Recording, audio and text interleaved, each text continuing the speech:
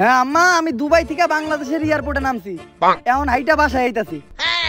আরে না, আমার বাংলাদেশের লোকাল বাসে উঠতে একদমই ভালো লাগে না। বাংলাদেশের লোকাল বাসগুলো বাংলাদেশের মেয়ে মনের মতো, যেই জায়গায় ঢুকতে গেলে অনেক ঠেলাঠেলি করে ঢুকতে হয়, কিন্তু বাইরে হওয়ার সময় লাত্তি মেরে বাই করে দেয়। হ আম্মা, বিদেশ থেকে তোমাকে লেগে সব জিনিসই নিয়ে আইছি। এই প্রবাসীকেও দুঃখই একটা, কখনো কেউ ফোন দিয়া জিগায় না যে ঠিকঠাক মতো খাইছি নাকি। ফোন দিলে এইটা নিয়ে আইছি নাকি ওইটা নিয়ে আইছি নাকি। হ্যাঁ, আমি করার পরে এখন তো খাওয়ার কথা কই ভাই, এখনো কিন্তু খাই নাই। এই জায়গায় একটা সিঙ্গারার দোকান পাইছি, সিঙ্গারা খেয়ে নেই, তোমার একটু পরে কল দিতেছি। মামা একটা সিঙ্গারা দাও, একটা মরিচও দিয়েন। কি চাইলি তুই? আরে সিঙ্গারা খামু, লগে একটা মরিচও দিয়েন।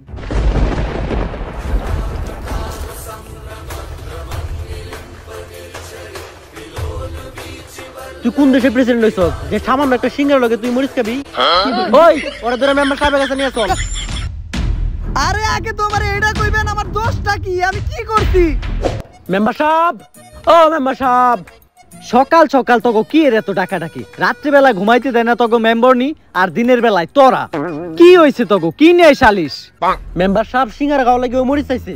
কি সামান্য একটা সিঙ্গারা খাওয়ার লিগে মরিচ চাইছে? দে মরিচ আর পিছন দে বইরা দে। না মেম্বার সাহেব, মরিচের পিছন দিয়ে বইরে দেন যাবো না, কারণ মরিচের অনেক দাম। যদি দিতে মন চাই তাহলে আমার পিছন দিয়ে দেন, ওটা বাইরে করে ধুয়ে আমি আবার তরকারি দিয়ে দিবনি। এই বিষয়টা নিয়ে আবার সালিশ হইতাছে কে? আমি তো সামান্য একটা মরিচই চাইছিলাম। সামান্য মরিচ মানে?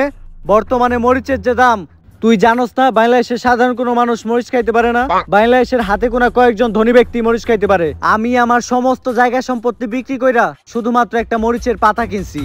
প্রতিদিন তরকারি রান্না করার আগে ওই মরিচের পাতা তরকারিতে চুবাই, পরে ওই তরকারি আমরা খাই, পরে ওই মরিচের পাতায় আবার ফ্রিজে রাখা দেই, পরের বার তরকারিতে চুবামো দেখা। এইভাবেই চলতেছে বাংলাদেশের মানুষের মরিচ ছাড়া জীবন। কি বাংলাদেশে এত কিছু ঘটে গেছে? আমি তো আগে জানলে দুবাই থেকে স্বর্ণ না নিয়ে একটা মরিচের গাছ নিয়ে আইতাম। তার মানে তুই বাংলাদেশে ছিলি না? যা, এবারকার মতো তোর মাফ করে দিলাম। বাংলাদেশের মানুষের কাছে টিয়া পয়সা চাবি দিয়া দিব, জায়গা সম্পত্তি চাবি লেখা দিব, কিন্তু মরিচ চাবি একদম ডাইরেক্ট ভইরা দিব। তাই মরিচ চাওয়ার মতো ভুল দ্বিতীয়বার আর করিস না। ঠিক আছে মেম্বার সাহেব। কই গো মেম্বার নি, ডাল খাইতে মন চাইছে, ফ্রিজ থেকে মরিচের পাতাটা বাইর করো, একটা চাটা দেই। অনেক খোঁজার পর শুধু এক পিসি পাইছি। কই মালটা দে। আগে টাকা ধরেন, চেক করে লন মালটা ঠিকঠাক আছে কিনা। আরে এটা তো আমারটা থেকে ছোট। সায়েন্টিস্ট, তুই যে টাকা দিছস এটার থেকে আর বড় পাওয়া যাবে না। যে টাকা দিছি মানে একটা মরিচের লাগে 1 কোটি টাকা দিছি। এইবার তাও 1 কোটি টাকা একটা মরিচ পাইছস, সামনের বার পাবি মরিচের বটা।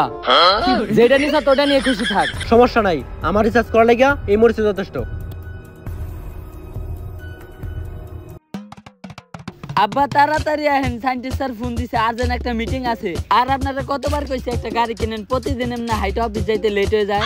আরে গাড়ি কিনি না, কারণ গাড়ি চালানো ভালো না, ভালো মানুষে কখনো গাড়ি চালায় না। আজকে থেকে 21 বছর আগে আমি একবার গাড়ি চালাইছিলাম, যে গাড়ি চালানোর লেগেই তোর মতো একটা অপদার্থ আমার সামনে। আব্বা আমি তো আলতু ফালতু কামের লিগে গাড়ি কিনুম না, আমি তো প্রয়োজনের লিগে গাড়ি কিনুম। আমিও আমার বাপরে এটাই কইছিলাম।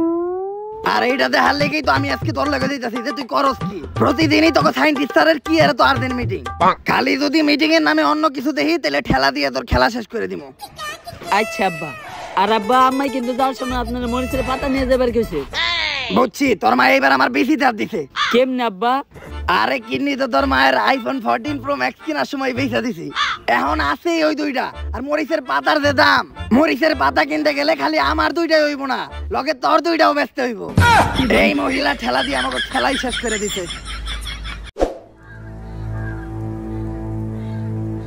সায়েন্টিস্ট স্যার, আপনি আপনার ল্যাব বাদ দাম করে জঙ্গলে ডাকলেন কেন? এটাও আমার আরেকটা ল্যাব, যেটার কথা আমি স্যার আর কেউ জানে না। আর আজকে তোর একটা ইম্পর্টেন্ট জিনিস দেখামু। মরিচ? সায়েন্টিস্ট স্যার আপনি এটা পাইলেন কই? অনেক কষ্টে ম্যানেজ করছি। রাখ, ভালোই হয়েছে। এই মরিচি তোর আম্মার লেগে নিয়ে যাবো, আমাকে বেশি দুইটা পয়সা গেল। এই মরিচ খাওয়া লাগে না, এটা দিয়ে আমি একটা রিসার্চ করতেছি। ল্যাবের ভিতরে আই, তোর একটা জিনিস দেখাই।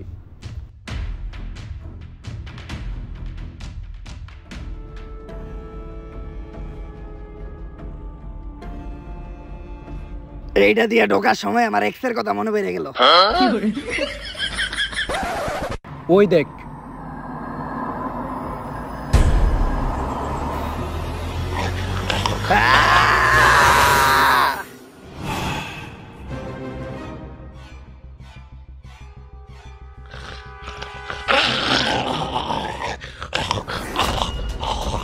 সায়েন্টিস্ট, এটা কি আছিল? ভয় পাওয়ার কিছু নাই, এটা আমার বউ। আরে ভয় তো আমি পাই নাই, ভয় আমার পোলা পাইছে। ছিলাম তো আপনি দিছিলেন। কিন্তু আপনার বউর এই অবস্থা কে? আসলে বাংলাদেশে মরিচের দাম বাড়ার পর থেকে কোন সাধারণ মানুষ মরিচ কিনে খাইতে পারে না, তাই আস্তে আস্তে বাংলাদেশ থেকে মরিচ বিলুপ্ত হওয়া শুরু করে। আর জালকুড়া মরিচ খেতে না পারিয়া পাগলের মতো আচরণ করা শুরু করে। তাই আমি একজনের টেস্ট করি, আর টেস্ট করার পর জানতে পারি ওর মধ্যে নতুন একটা রোগ সৃষ্টি হইতেছে, যেটার নাম জালতঙ্ক। আর এই রোগের আক্রান্ত মানুষ যদি মরিচ খেতে না পারে, তাহলে তারা পাগলের মতো অস্বাভাবিক আচরণ করা শুরু করে, আর একটা সময় তারা মানুষ খাওয়া শুরু করে। সায়েন্টিস্ট স্যার, এটার কোনো মেডিসিন নাই? আমি অনেক রিসার্চ করছি, আর সবশেষে যেটা জানতে পারলাম এই রোগের মেডিসিন হলো শুধুমাত্র মরিচ। আব্বা, আম্মাও তো অনেক জাল খায়, তাইলে তো আম্মাও এই রোগে আক্রান্ত হইব। আলহামদুলিল্লাহ, আল্লাহ তোমার কাছে কত দোয়া করছি। আমি সব সময় নামাজ পড়ে খালি এই দোয়াটাই করতাম, এমনকি আমি তাহাজ্জুদের নামাজ পড়েও এই দোয়াই করছি যে এই দুনিয়াতে এত মানুষ মরে, এই মহিলা কেন মরে না? কোন একটা রোগ দিয়া এই মহিলারে তুমি উঠে নাও, এট লাস্ট তুমি আমার দোয়া কবুল করছো, আমিন। আব্বা, আম্মাই যদি মানুষ খাওয়া শুরু করে, তাইলে সর্বপ্রথম কিন্তু আপনারই খাইবো। সায়েন্টিস্ট, এমনি হোক এই রোগের যে কোনো একটা ব্যবস্থা করতে হইব। কিন্তু মরিচের যে দাম, বাংলাদেশে মরিচ কোনে পামু? আমার লাইব্রেরিতে একটা বই আছে, যেটা 1 বছর আগে মাইকেল দুধসূদন দত্ত লিখে গেছিল। এটা মাইকেল দুধসূদন দত্তের সেই বই। এই বই একটা গ্রামের নাম লেখা আছে, যে গ্রামের মাটিতে শুধুমাত্র মরিচের চাষ হয়। তাইলে তো ভালোই, আমরা ওই গ্রামের মানুষের লগে কথা কই, কথাবার্তা কই, ওই গ্রাম থেকেই মরিচ আনাই। কিন্তু একটা সমস্যা আছে, ওই গ্রামের মানুষ শাকসবজি খায় না। তাইলে তো আরো ভালো, ওরা শাকসবজি খায় না মানে ওরা মরিচও খায় না। অগো গাছ থেকে মরিচ আনবো, আমাকে টাকাও দেওয়া লাগবো না। আরে ওরা সবাই আদমখোর, ওরা মানুষ খায়। আর এই বইটা যে লিখছে সে নিজে ওদের থেকে বাঁচতে পারে নাই, তাই এই বইটাও সম্পূর্ণ রয়ে গেছে। ওই গ্রামে যাওয়ার রাস্তা তো ঠিকই লিখছে, কিন্তু আসার রাস্তা লিখতে পারে নাই। কিন্তু ওই গ্রাম সম্পর্কে সবকিছু এই বই লেখা আছে, পড়ে দেখেন। আজ থেকে 1 বছর আগে দুধসূদন দত্ত স্বপ্নে দেখে যে 1 বছর পর মরিচের দাম অনেক বাইরে যাইব। আর ওই স্বপ্নে দুধসূদন দত্ত একটা গ্রামও দেখে, যে গ্রামটা অনেক আজব, আর ওই গ্রামে শুধু মরিচেরই চাষ হয়। তাই দুধসূদন দত্ত ওই গ্রামের ব্যাপারে আরো জানতে ওই গ্রামে চলে যায়। ভাইয়া, আমি আপনাকে ওই ঝালগ্রামের একজনের খুঁজতেছিলাম। আসলে আমি এই গ্রামে নতুন তো, তাই আমি একটা বই লিখবো। যার লেগে এমন একজন মানুষের আমার দরকার ছিল যে এই গ্রাম সম্বন্ধে খুব ভালোভাবেই জানে। ও, এর লেগে তো আপনার কারণ আগে এই গ্রামে দিই নাই। মাইসেলফ দুধসূদন দত্ত, নাম করা কবি। কবি কি? বইয়ে থাকে না কবিতা, ওই কবিতারই কবি আমি। বই কি? আরে পড়ালেখা করে না বই দিয়া। পড়ালেখা কি? বুঝছি, এই গ্রামে এখনো শিক্ষিত হইতে পারে নাই। এই গ্রামের প্রত্যেকটা মানুষ এক একটা ফুল। ফুল আছে, আমার গ্রামে অনেক ফুল আছে। আরে ফুল মানে বোকা, গাধা। গাঁদা ফুলও আছে। এই অশিক্ষিত লোকে কথা দিয়ে লাভ নাই। আসলে আমি শুনছি যে এই গ্রামে নাকি খালি মরিচেরই চাষ হয়, কিন্তু এই গ্রামের মানুষ নাকি শাকসবজি সহ মরিচটাও খায় না। তাহলে এই গ্রামের মানুষ কি খায়, কিভাবে জীবন যাপন করে, কই ঘুমায়, কই থাকে, এইটা নিয়েই আমি একটা বই লিখতাছি। তাই তোমার আমার এই পুরা গ্রামটা ঘুরাই দেখাইতে হইব। চলো, আমার তোমার গ্রামটা ঘুরে দেখাও। তার আগে যে কাজটা করতে চাইছিলাম এই কাজটা করে আহি। কি কাজ? একটু হাগমু। হাগমু কি? ওফ, ডিসগাস্টিং গ্রামের মানুষ। হাগমু না প্রিয়, ওইটারে পায়খানা করবো বলতেছি তো। আচ্ছা, এইটাও লিখালাই, গ্রামের মানুষ পায়খানারে হাগা বলে, আর ওরা এরকম একটা সস্তা টিনের রুমে পায়খানা করে। আচ্ছা, আমি আগায় গ্রামটা দেখতে থাকি, তুমি তোমার হাগা শেষ হইলে, সরি পায়খানা শেষ হইলে আসো।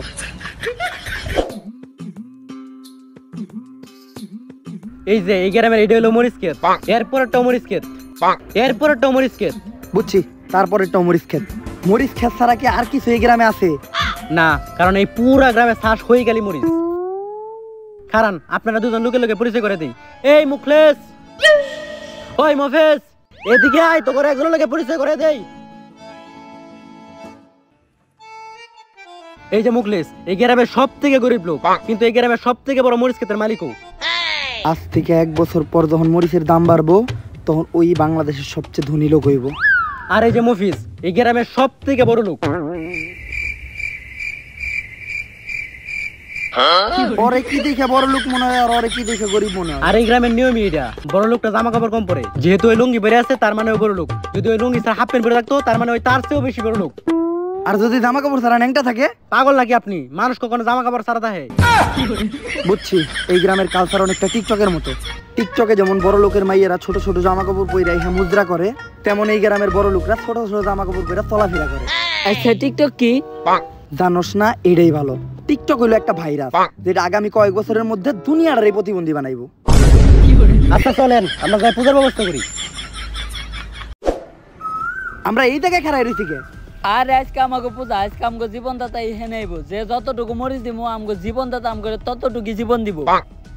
ওই যে আয় পড়ছে, সবাই প্রস্তুত হয়ে যাও। মরিচ না দিলেই দিব যাতা। মরিচ না দিলেই দিব যাতা। জীবনদাতা এই বাবারে সবাই মরিচ দে। আর বাবা এবার সব থেকে বেশি মরিচ নিয়েছি আমি, আমারে বেশি জীবন দিতে হইব। এইটা আবার কি মন জীবন? বেশি কম মাইপা দেওয়া যায়? এই নেন বাবা মরিচ, এখন আমারে আমার জীবন দেন।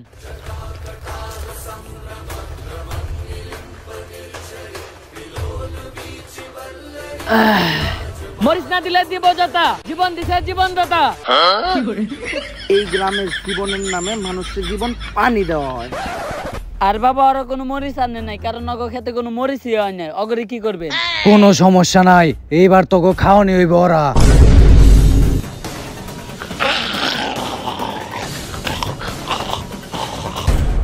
এইটা কি হইতাছে? ও আপনারা তো একটা কথা কয় নাই, এই গ্রামের মানুষ কই থাকে, কই ঘুমায়, কেমনে আগে সবই তো জানলেন। কি খায় এটা জানবেন না? আর এই গ্রামের মানুষ তো আদমখোর, সবাই মানুষ খায়। আরে আপনি কই যান? আপনি বইলে হা পারবেন, বইলে হাক পর্যন্ত আপনারা খাবো না। কি রে, ও এই গ্রামের না? না, ওই তো এই গ্রাম নিয়ে বই লিখতে আইছে। তাড়াতাড়ি ধরো রে, একবারে গিলে খেয়ে ফেলা।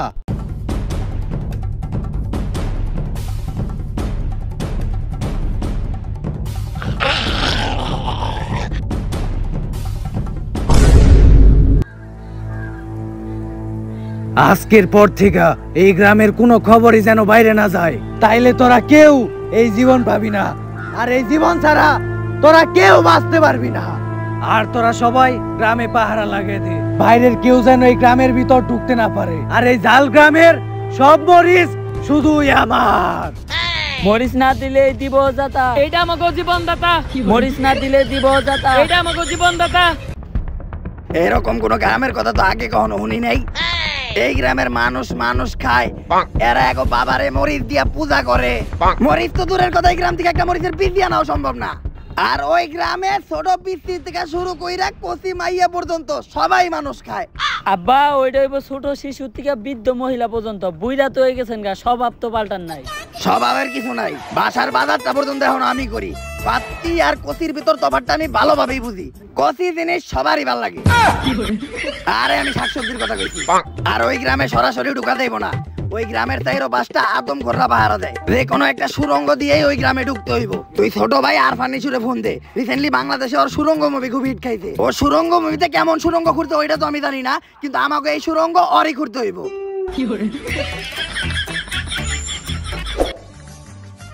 আর ফার্নিশো আমাকে এই সীমানার ওই পাশে যাইতে হইব, কিন্তু সীমানার ওই পাশে আদম ঘররা থাকে।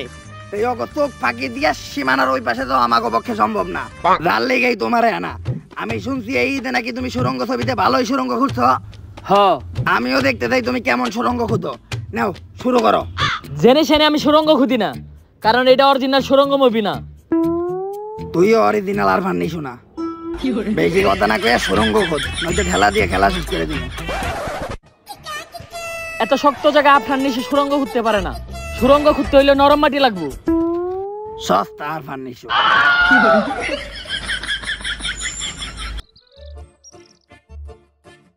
এই জায়গাটায় নরম মনে হইতাছে। ও মা গো, বাতি যারা কান্ডা করছিল কি হপাই তো কূপ দিয়ে আমার জুপকাইটা হালাইছিলে। কাকা আপনি এই জায়গায় কি করতেছিলেন? আমি তো এই নরম জায়গায় একটু গরম জিনিস ছাড়তাইছিলাম, তোমরা এই জায়গায় কি করো? কাকা এই যে সস্তা আর ফার্নিশু শক্ত জায়গায় সুরঙ্গ খুঁজতে পারে না, তাই ওরে নিয়ে এই নরম জায়গায় আইছি সুরঙ্গ খুঁজার লেগা। বাতি যাও যেমনি কুদালটা চালাইছে, খালি আমার বনের সাইড দেখেছে দেখা, আরেকটু হইলে তো আমার বাঘ মরে যেত। কাকা আপনিও বুড়া হইছেন, বাঘও বুড়া হইছে, ওই বাঘ দিয়ে আর করবেন কি? বাতি যা ওই বাঘটা কি করি না করি ওইটা তোমার কাকি রে জিগাইও। আর বাতি যা মনে রাখবা, ক্ষুধার্ত বাঘ আর বৃদ্ধ বাঘ দুইটাই খুব ভয়ঙ্কর। ওইটাও তোমার কাকি রে জিগাইও। আচ্ছা কাকা আপনি হরেনি হ্যান থেকে সুরঙ্গ করতে হইব, আমরা সীমানার ওই পাশে যাবো। বাতিজা সীমানার ওই পাশে যা কি করবা? কাকা সীমানার ওই পাশে নাকি মরিচ চাষ হয়, মরিচ আনতে যাবো। কি কও বাতিজা, মরিচ চাষ হয়? তোমার কাকিও তো মরিচ খুব পছন্দ করতো, কিন্তু দুর্ভাগ্যবশত মরিচ খাইতে না পাইরা কি জানি রোগ হইছে, এখন খালি আমারে খাইতে চাই। তার মানে রোগটা ছড়ানো শুরু করছে, তাড়াতাড়ি মরিচের ব্যবস্থা করতে হইব। কাকা তাহলে আপনিও চলেন আমাকে লাগে, সস্তা আর ফার্নিশো সুরঙ্গ খোঁজা শুরু কর।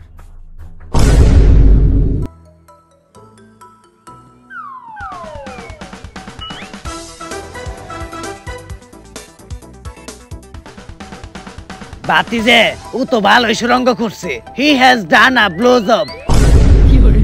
কাকা ব্লোজব মানে? ভালো কাজ করছে। আরে কাকা ওটা ব্লোজব হইব না, ওইটা হইব he have done a great job, মানে ও ভালো কাজ করছে। ব্লোজব তো খারাপ না বাতিজা, তোমার কাকি রে জিগাইও। আব্বা মরিচ পাইছি। এই লক্ষ লক্ষ কোটি টাকার মরিচ এই গ্রামের রাস্তাঘাটে বইরা থাকে, তাইলে বুঝ এই পুরা গ্রামে কত মরিচ থাকতে পারে। আমরা তো পুরা কোটিপতি হয়ে গেলাম।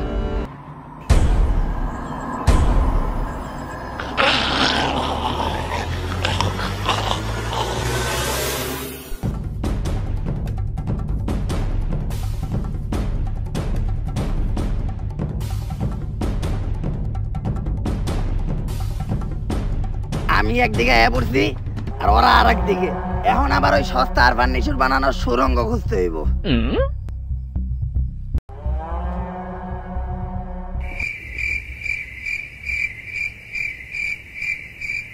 শুনলাম এই গ্রামে নাকি অন্য শহর থেকে আসা কোনো মানুষ ঢুকছে। হ বাবা, মানুষ ছাড়া অন্য কোনো কিছু খাওয়া যাইব না, যা অগরে খা।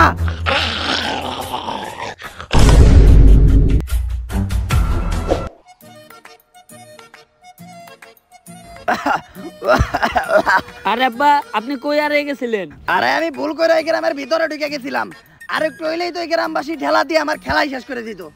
আর এই গরিবের আর ফার্নিচার আমার লেওরার সুরঙ্গ খুঁজছে, ছোট্ট একটা সুরঙ্গ, আমার মধ্যে এত বড় একটা মানুষ ঢুইকা বাইরেতে কত কষ্ট হয়ে গেছে। ওর সে ভালো সুরঙ্গ তো আমি খুদাহারি, তোমার কাকি রে জিগাইও। আব্বা শুধু এই কয়টা মরিচ আনছি, আর এই কয়টা মরিচ দিয়ে তো পুরো বাংলাদেশের মানুষের জালতাঙ্গ রোগ ভালো করা সম্ভব না।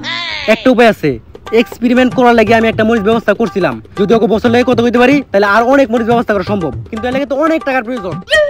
আমরা সবাই তো গাঙ্গাল, যদি জায়গা সম্পত্তি থাকতো তাহলে ওগুলা বেচা হইলেও টাকার ব্যবস্থা করতে পারতাম। জায়গা সম্পত্তি নাই তাই গেছে, আপনার শরীরে এমন দুটা জিনিস আছে যে দুটার দাম 72 লাখ টাকা। কিন্তু নিজের এত বড় সম্পত্তি বোকাটা। বাতিজা আমি দিব না, আমার এই দুইটা জিনিস অনেক মূল্যবান, বিশ্বাস না হলে তোমার কাকি রে জিগাইও।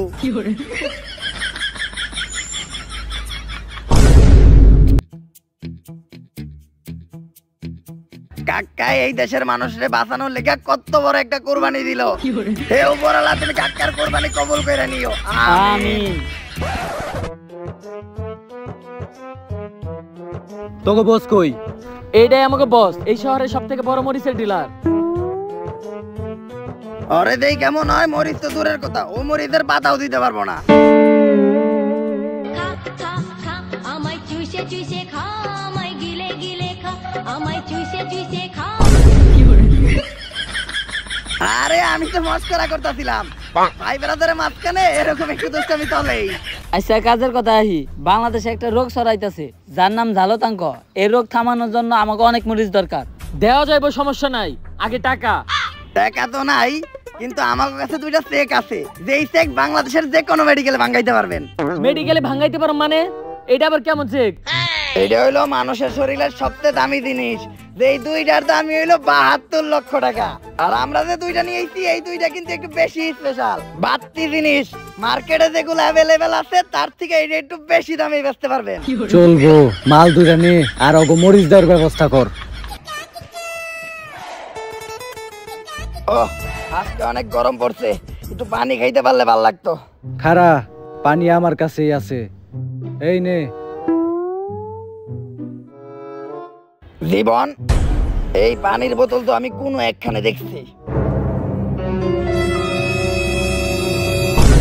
ও এই পানি তো আমি ওই ঝালগ্রামের বাবার কাছে দেখছি, তার মানে তুই ওই জাল গ্রামে বাবা সাইতে থাকস।